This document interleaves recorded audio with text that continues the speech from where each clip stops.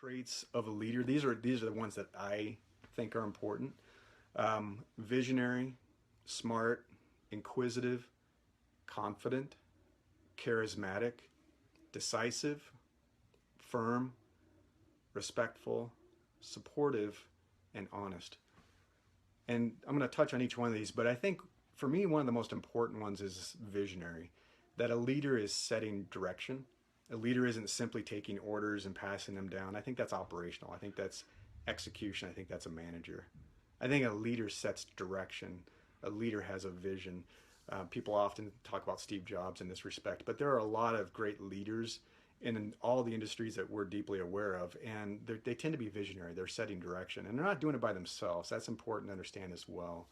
And I've never met a leader, number two, I've never met a leader who wasn't smart, right? I mean, they are smart in some sense or in some way. They're either really smart about their domain, they're either really smart about politics or about business, or they're really smart about people, and how to work with people and manage people. And so I've never met a leader who isn't really smart, or I haven't thought this person's super smart.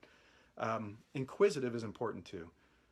I don't know how you can run an organization and be a leader if you're not deeply aware of what's going on in all aspects of the business and asking a lot of questions, and in the broader industry. Very inquisitive, always wanting to learn, always getting information, always getting data. Later I'll talk about Jeff Weiner. He's a leader that I've worked with. Very well known for this, very inquisitive. And I don't know about you, but I've never met a leader who isn't confident. I mean, that's part of the leadership and making people feel comfortable, is that you are confident.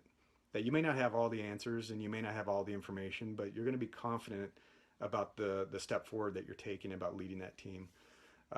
Charismatic comes up a lot.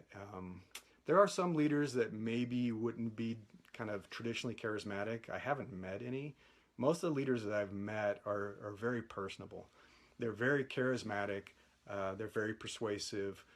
They have this aura about them, and they talk about Steve Jobs, and it's true. They talked about his reality distortion field. He's very charismatic. I mean, he could be a scary guy, but he could also be extremely charismatic, warm, friendly, persuasive, and you really believed everything he was saying.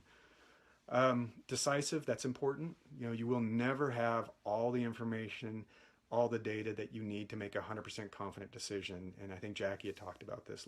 It's one of the questions. But at some point you have to just make a decision. Someone has to make a decision, and that usually falls to the leader. And you have to be decisive. You can't kind of waffle back and forth. Well, let's try this. Well, let's try this. You have to be decisive.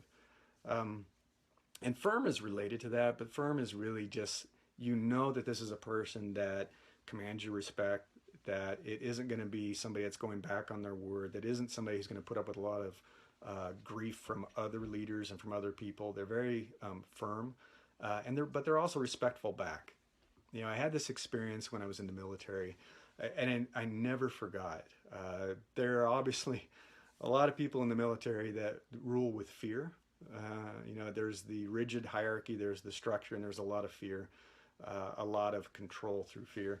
But I remember, a couple of individuals, and one in particular that I met, that we went to work with this sergeant on a detail, and he said, "I'm not going to curse at you, I'm not going to hit you, but I expect the same back.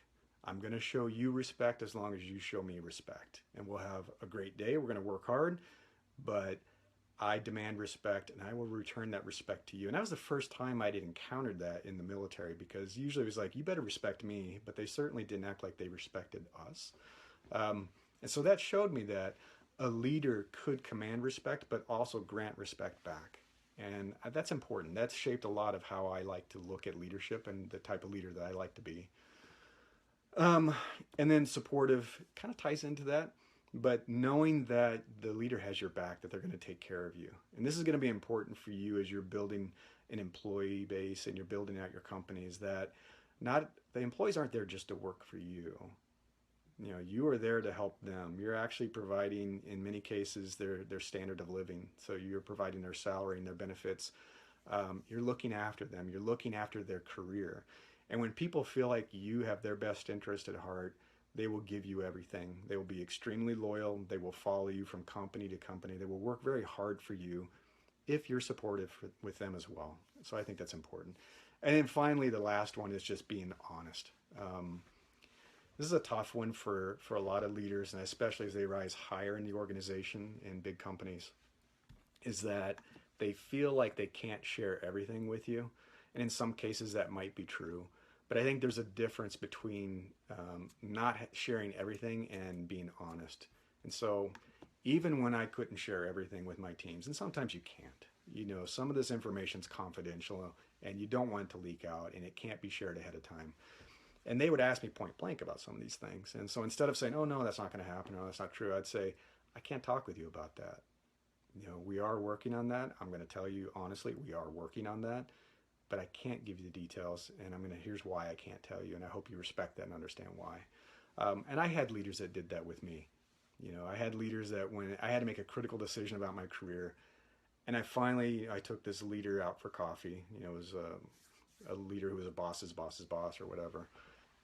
And I asked point blank about this situation. I said, I need to know because one way or the other, this is what I'm going to do and this is what's going to happen if it's yes or no. And so he finally looked at me in the eye and he said, okay, yes, this is what's happening. I respected that. And I said, I will not tell anybody.